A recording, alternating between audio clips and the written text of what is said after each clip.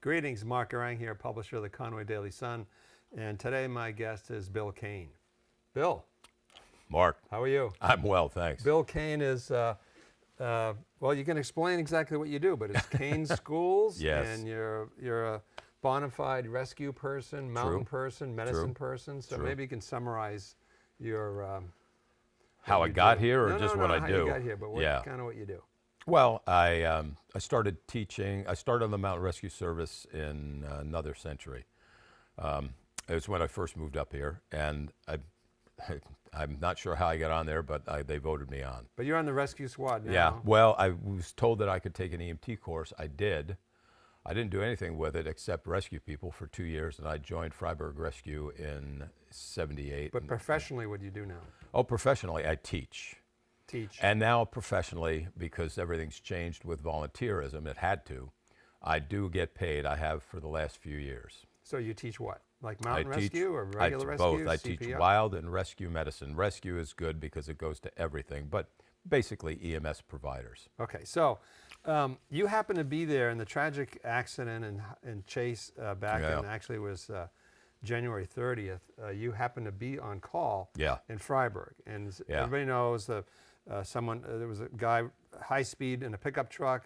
He crashed into a bunch of cars by the gas station there, and he was eventually shot by one of the officers. So I'm just going to read, this is from the state police report. Okay. And oh, I've never seen that. Yeah, well, it's just a quick summary, but there were a lot of crashes. In the first crash, the suspect, the pickup truck, was pursued by law enforcement, was going eastbound, and hit a Chevy Colorado. That's number one. Right. Then continued eastbound and hit a 2013 Ford Focus, blah, blah, blah, who was traveling westbound. Both are heavily damaged. Right. Then the suspect vehicle, which was continuing eastbound, rear-ended an Outback, another one, and then finally he crashed into, and this was the serious accident, where the couple was tragically, and do you know how they're doing now? I don't. The truth is, three of us worked on them, and a lot of people helped us, but the fact is, we didn't really know her name until we got to the hospital. All right, so the fourth crash was another officer was chasing him, and a car, this Chrysler, was trying to take a left into the gas station, I think, and it was Danielle Himelian and the other, and his partner was Brandon. Adjutant. And they were seriously hurt. I guess we don't know. So that's who we took care of. We have now. The Portland Press Herald did a big story on this, and Rob, if you could bring up that map, and basically they outline where it all started, because it started in Conway. Conway police chased them obviously to the state line, which is near the state line store, and then the Fryeburg police came over. And this story, indirectly, and as a person in journalism is a little bit critical of it, suggested or implied that there was a high-speed chase. And you know, protocol these days is not. So pick up the story, Bill. Where were you when it happened, and what? Well, I had actually pulled a shift in the station that day because my son called me that morning. He was very sick, so I took it over. We did have a terrible thing happen that morning with the loss of a wonderful friend for the community. So it was late in the afternoon, about 5:30. My shift's almost over, and oh no, that's true, I was overnight. Point is, I came out of the bathroom and I heard something called the Spillman system. Now that's for police most of the time. So I hear this. Spillman, you mean over like the scanner? It's a particular, it's more for cops and then maybe fire. We're going to start getting it. Point is, they get the message about 4 minutes before we would hear it, but we would only hear it if EMS was involved. So if it's a cop thing, then, but I hear this, and I'm pretty sure it was J.D. Hill, the officer, saying, he's getting up to 100 miles an hour, I have to slow down. Is this from Conway side? This is Conway side. He's coming, he's following this guy. He picked him up in Conway, but he was getting gas, and then he had known this guy was driving around like a madman, and so he evidently stopped for gas. When he saw his license, the guy looked at him, took off, J.D. followed him. But as he went, He went into the left lane on a regular basis. Ray Levitt, of course, Chief, Glennie, Chief Merrill, yeah. They were there. They saw him come by, but They were where? They were at the station. Okay.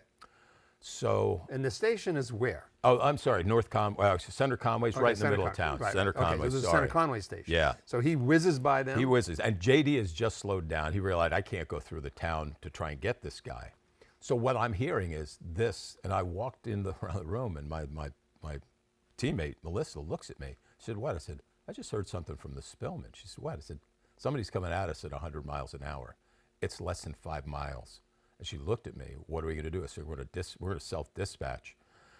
I said, that speed? Now, there's no way he went into town at that speed. And there was no way that Justin and Mike, because they were waiting because we had less than 3 minutes. Okay, so now, we get to the center line, and the front. You're saying the names you mentioned. Yes. They're waiting for officers. him. The officers are waiting at the state line. They're doing their cruising, and when they heard this again, because they get the signal quick, they went out to the border thinking this guy will be slowing down at this point. Right. He's not being chased. He's going by cars like a madman, and Justin goes. Sheriff. He said, Bill, he went by at the same, he said, I said, we pulled out, but, we get up to 50. By then we have to slow down because literally, it's less than a mile from where they were at the border to where he hit the bank. Downtown. Yeah. Right. So, plus, and I said, there's no way. He had to turn up because when you come into town there, there's a little S that goes up and then down. By Hastings. If he had gone anything more than 80 miles an hour, he would have gone through Hastings building because then it rises and drops. So I think he had to have gotten down because he was still banging into cars, as you mentioned. Yeah. So they're following him. Mike was first. So by the time, let's put it this way, they couldn't get there quick enough. He was already crashed when Mike got there. And Justin was coming in behind, but how fast? He was slowing down. He's trying to keep up with his partner because they're the cops. I mean, George Walker and Chief Mick were right in front of our truck because we all self-dispatched. So you self-dispatched to where? Center of town. If he's coming, he's coming by the post office. You're just hanging there. Oh no, we didn't get close to there. I mean, this guy was there when Mike came up behind him first. Justin's coming in, but they're all because the idea that they were never going over 50 or 60 because they couldn't have. By the time they got up to that speed, they were going to have to slow down. They're just trying to get in, protect town. What is this man doing? Right. By the time he's at that speed, he's at criminal speed. This goes to jail and gets prosecuted. And of course the damage he did to 2 people. But so the Fryeburg police. That's moot. So just to clarify about the high-speed chase, you're saying not only did they not do it, but they really didn't even have time. Exactly. Right.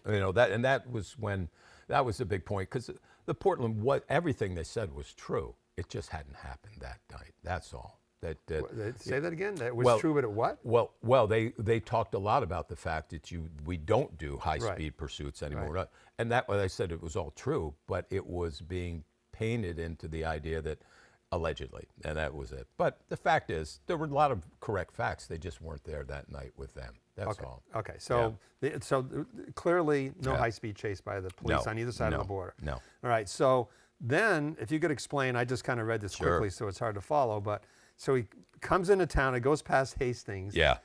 And then down the hill. Down the hill, and he's post office is on your left. Yeah. I mean, what's the road there to Weston's? What's that road? Oh, River Road. River Road goes north, and then of course, then you're in town. Okay, so he's past River Road, post office on the left. Then what happens? Yeah. Well, at that point, basically, he had started hitting cars because there's people going in. This is as close to, well, it's nighttime. It's 5:30. Everybody's moving around. Point is, so he starts banging. That's when he starts hitting cars, and he's in the left lane most of this time. And the cars that are trying to come out are the ones that he's clipping. I believe he damaged 8 because 5 of the cars, I think, all hit other cars. I think there were a total of 8 cars damaged by it. Oh, but of course, at this point, he was slowing down. I'm not sure, because I always thought maybe it was a tire. I don't know, because we eventually, when we finished dropping off our patient, we went back, and we were told at that point, guys, it's all done. It had been done very quickly. Well, the number of trucks that showed up, the number of people, I'll give you that in a little bit, because that's not what you're asking me. So Mike got through. As Justin is not that far, if Justin comes down. Now, Justin's a police officer. He's the police. He's Fryeburg or Oxford County? No, I'm going to say he's the sheriff, Mike's the cop. Okay, that'll make it easier. So that couple had come around the corner, for what I've been told, and they were going home. Well, they're seeing this thing. So they're coming around the corner by the monument. By the monument, very good. And they're going toward Conway. That's where they live. And we had thought that they might have been, because Tina Titzer's place, her dance studio's right there, and we wondered, well, were they getting their kids? No, they had just been shopping. They might have been at the Brownfield Market. Point is, nobody really knows. What I did hear, because there were firefighters now. I mean, Andy was there, Chief Fryeburg. They were out because they were doing stuff with their trucks that evening, and anyway, what I heard a couple that said, it looked like as they were going over, they were looking back. Now, why they would have gone to the left, I will never understand. You mean like left into the gas station? Well, yeah, but no, they weren't close to it. They were not close to it. That's not where they were hit? No, because people said, no, well, he could have pushed it then. No. First of all, Justin's cruiser went into to the library, to the corner of the library. So to do that, he would have had to have been here, more by Nuria, going there. Nuria's the gas station. Nuria's the gas station, yeah. I know, it used to be Irving, but. Yeah, well, yes, I know. Yeah. We still call it that, or we call it Amatos, because people love that place. Okay. So nobody knows why they turned in. So he did hit them right then. And it just, he's looking at Mike, and he's now just can see the pickup truck in the building, and all of a sudden this car, and they said they just turned to the left. Why they didn't go to the right? Across the road. They went across the road in front of them. Wow. And so who hit them? The pickup truck or the No, cop? he did. He did. The sheriff or the cop? Yep. The sheriff. Oh, the sheriff. The No, the cop was already parked, right. and he was out of his vehicle. All right. In fact, I think Ellis was probably down by then, because when we got there. Ellis, who's Ellis? Ellis was the last name of the fellow who was shot. Okay, yeah, okay, okay, yep. Yeah. So they wanted, because I asked George Walker, I asked one of the lieutenant, I said, George, do you think? He said, no, when you measure it up, there's no way it was, it was more likely they were looking back for a moment. But they must have seen all this chaos in front of them too, right? Well, there wasn't that much. We weren't there yet. The chaos showed up when all these ambulances miraculously showed up at the same time. In fact, we had a crew at our station ready to come in, and well, let me ask you this. I'd let you take a breath. Okay. So, the sheriff or the Fryeburg cop hits him. Tell me again. The sheriff. Sheriff hits him. Sheriff hits Cop's him. already through. And there's snow. This is the middle of winter, right? There's snow and snow. Yep. So he hits the couple. Mm-hmm. That's the worst accident. Oh, absolutely. Now, did you tend to that couple? That's who we took care of. Okay, so let's talk about that first. So you get there. How do you deal with that? Exactly. So as we're driving up, Melissa's a very good driver, but I looked at her one point and said, darling, you need to slow down. Why? Because because we started hearing shots fired. And this is maybe 10 seconds before, not even 8 seconds. We're by the church. We're close to the center of town. Everything's slowing down because the cops are trying to quiet things. And we go by. We see a body in the road. We see Mike being held by one of his colleagues. Mike, the police officer. Mike is the cop. I'm sorry. Right. That's Fryeburg police. Fryeburg police. Okay. Yeah. And Justin has gotten to him. Justin was damaged. He had a concussion, and he had his arms because of the impact into the. Well, he drove his cruiser to get. When he saw these people, he jerked it, but he did tag them. Yeah. And but he's in the building, and the building didn't move. So they're all sort of trying to sort things out, and we're just getting it ready. So we go by, and they're waving to us, and that's where we need to go because we're looking at the waving chaos. To go to that car. To go to that car, yeah. And so we get out. Melissa and I get out. Phil Remington, who is, of course, now the chief in Conway, but he's a Fryeburg boy, he had come over to help Andy, but he had called his crew They're on the way over. Ray and Glenn got in their ambulance and center. They came over. And oddly enough, Rick Murnick, God bless him, Rick heard everything that was going on. Rick is? Yeah, Rick Murnick did, up at Bartlett Jackson. Well, he's got an ambulance coming back from Portland. And he said, listen, there's a big thing going on in Fryeburg. Where are you? He said, we can see the light. We're getting close. Slow down. Get ready to help. We had 4 ambulances there immediately. And the thing that got me, we've talked about this. I've done this a long time. I've seen lots of things and things like this that I didn't want to remember, those poor people's faces. But we had all the assets we needed immediately. So Phil is a medic. He comes over. Ray is an advanced EMT. I'm an advanced EMT. Melissa is trained to be one. So we're in this, and now we're just trying to get into there. Chet Charette is, and his team, but big, strong guy. He's trying to get the doors open. I went around the side. I had both of the people on my side, on the passenger side, because she had gotten thrown over him. Her husband had been there, and so I'm trying to do assessments. I really can't do much. I'm just working through the window. He is cognitive but unaware. His eyes don't look good. He's got bleeding. He's got injuries to her face. She was far more critical. And the airbags go off? Yes, but no, probably not. Well, yes, they did, because she had a curtain, so they did go off. Well, the problem is, from the side they'll go off. Sometimes if you don't hit the bumper, that part doesn't go off. Okay. But no, because I had to cut the bag out so that I could get to her. Well, I'm just doing, it's all manual stuff, getting vitals, seeing what's going on. I checked as much of her body. She did have multiple injuries. I tried to get her head in a better position for her neck. Moved her face a little bit when I was doing that, so that stuff. Right, so you get them out. Yeah. You eventually get them out. You get them out, and they shipped off to Portland. No, we flew him because we had the chopper coming. Another chopper was coming, and it was supposed to go to Memorial. No, none of us were. We felt like she needed to see the doctor because of cognitive, the level of awareness. Not cognitive means he can't talk, he can't tell us anything, but he's not down. She's out. She is unresponsive. So we take her over there. They fly her out of there later. Then he went directly to the chopper because we had medics in every truck. That's the amazing thing too. That everybody got the care they needed as quickly as they could. And frankly, we're calling back. I mean, Ray and I take them in. Of course, Phil's a medic, so he's given his report. Melissa is the one that found her bag, and we've got at least that name from her. He and I cleaned out because we think we're going to have more. And when we came back, we heard they were telling us, guys, it's clearing up. Come on back. So we went back. We dropped Ray off at his station because Glenn had gone back, and then Stades had taken over. So we hung around for a while. But so talk about now.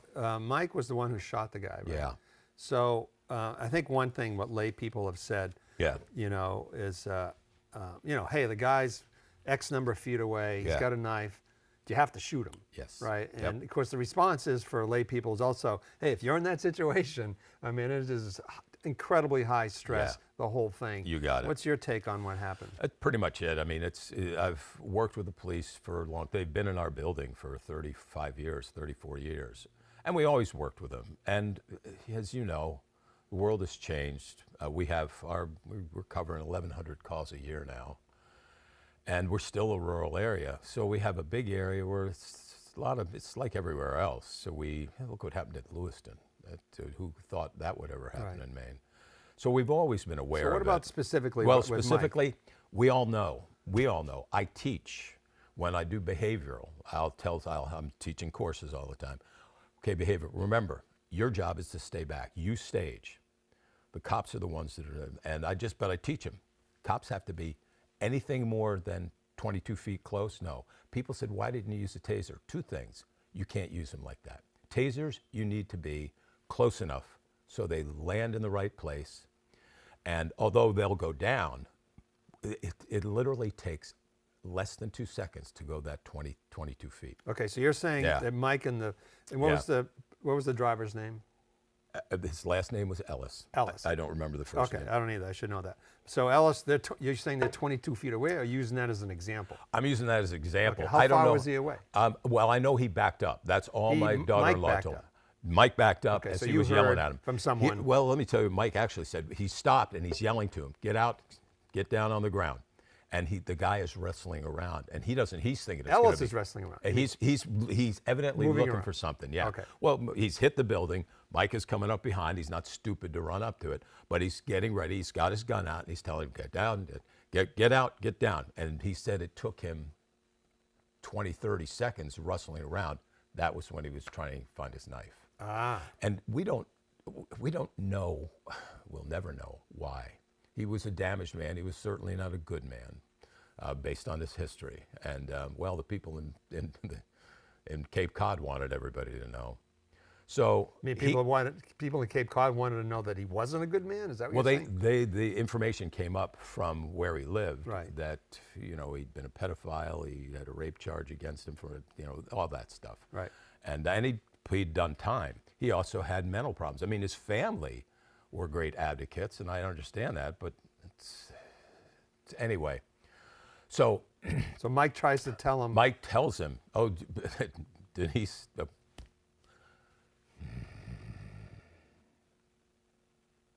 So Mike tells him to sit down. Yeah. Get down. Yeah. He doesn't. He just starts running at him. The Ellis does. Yeah. Okay. He's running with a knife. Yeah. That's it.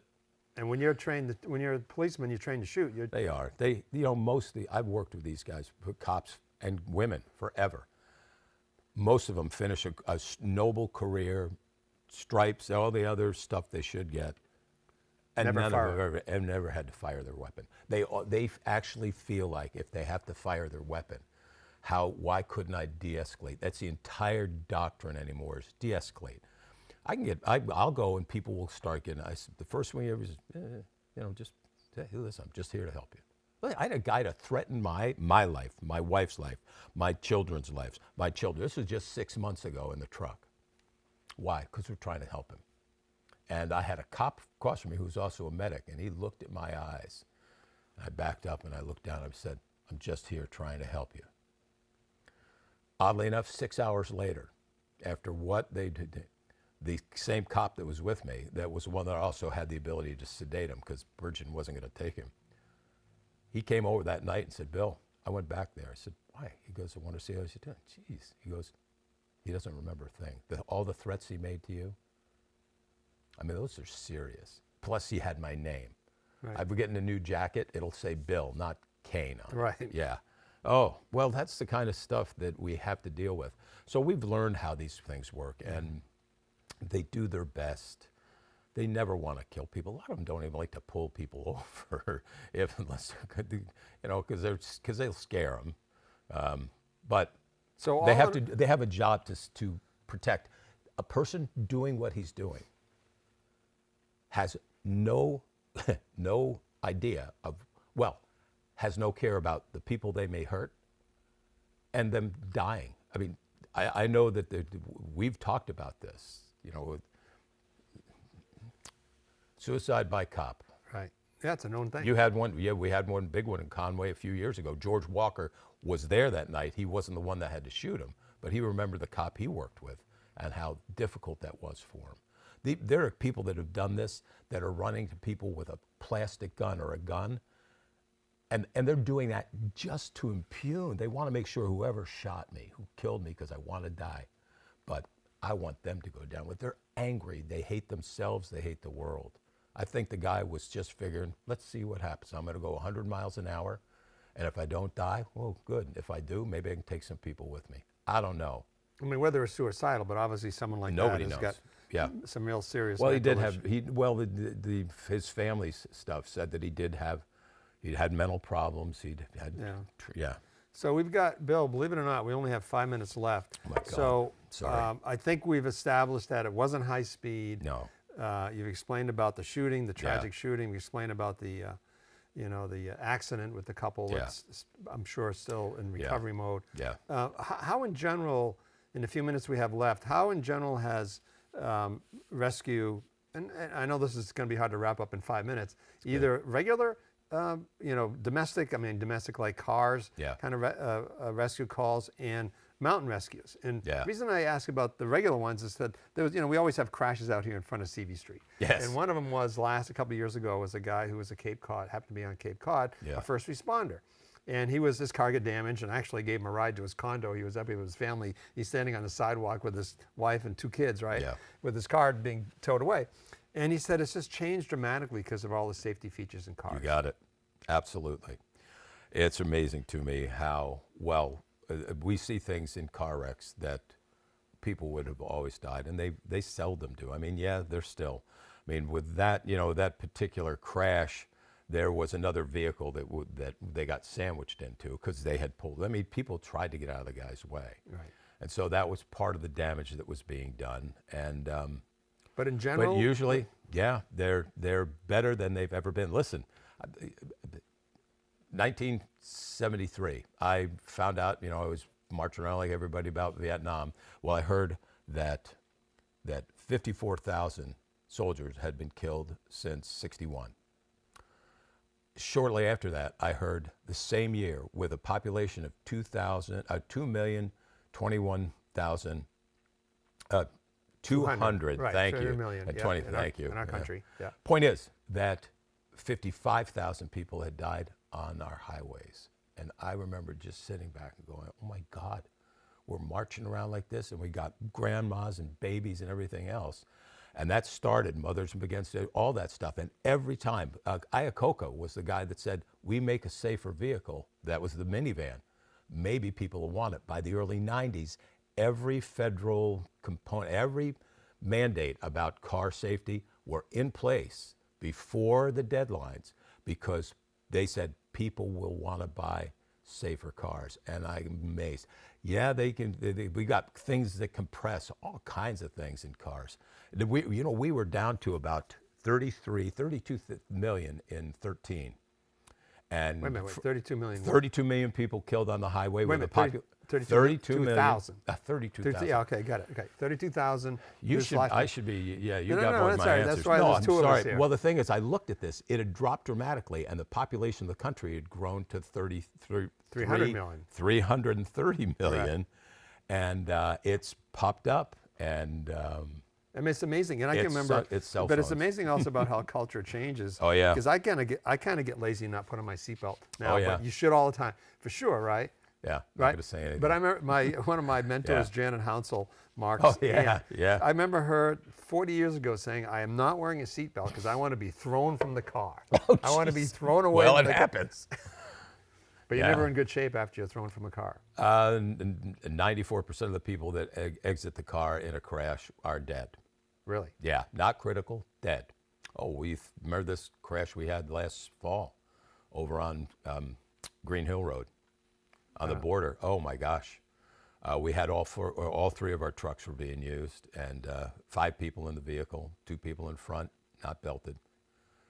Just terrible. Which is the most important? I mean, if you were to give advice to drivers outside of not being drunk, driving too fast, seatbelt. What's more important, seatbelt? Number 1, seatbelt.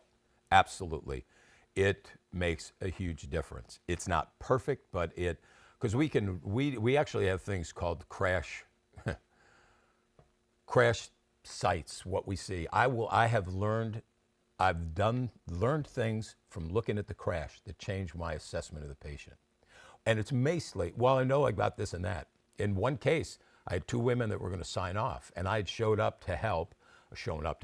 I go in, I said, well, let me do some stuff, and I come back, and I said, so you don't want to go to the hospital? I said, you have blonde hair. She goes, yes. Now, you had your belt on. The airbag didn't deploy in their car because their car actually hit the pole like this, but the crease in the middle, point is, the classic bulge, I pulled blonde hair out of it. I went in there and said, I believe that's you're blonde. She goes, yeah, where'd you? I said, I pulled it out of your windshield, all that broken glass. And she looked at me. I said, you have a concussion and you have to go to the hospital. You're cognitive, but you have a concussion and you should go to the hospital. And with these 2 kids in the car, if you have that damage, you should all go. It made a difference. I didn't save her life or anything like that, but it makes a difference if they have that help, because without it, it's horrible. Yeah. Bill, this has been fascinating. Hopefully you come back. Not maybe we can talk about something. Sure. I mean, it's your business. I'd rather talk about the woods, but right. Okay. Well, so we'll do. How about if we do an outdoors medicine? Sure. I'd love show to. Yeah. It's been fascinating, Bill. Our time is up. Thanks Pleasure a lot. to see you. Thanks. Okay. Take care. Yeah. Well,